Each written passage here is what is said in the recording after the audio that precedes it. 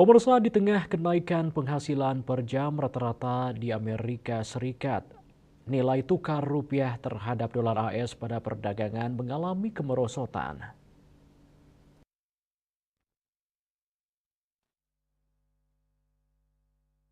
Pada akhir perdagangan Senin, kurs rupiah turun 87 poin atau 0,54% menjadi 16.283 per dolar Amerika Serikat dari sebelumnya sebesar 16.196 per dolar Amerika Serikat. Analisis ICDX Taufan Dimas Hareva seperti dikutip dari kantor berita Antara, laporan Biro Statistik Amerika Serikat menunjukkan kenaikan penghasilan per jam rata-rata sebesar 4,1% YoY. Namun tingkat pengangguran naik menjadi 4% dari angka 3,9% sebelumnya.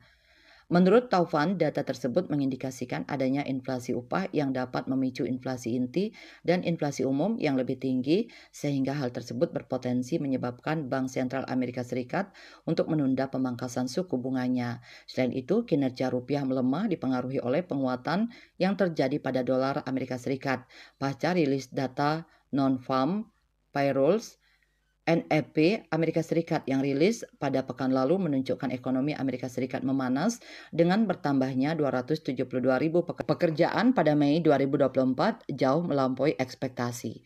Kurs Jakarta Interbank Spot Dollar Rate JISDOR Bank Indonesia pada Senin melemah ke level 16.290 rupiah per dolar Amerika Serikat dari sebelumnya sebesar 16.218 rupiah per dolar Amerika Serikat. KMB Bali Pos melaporkan.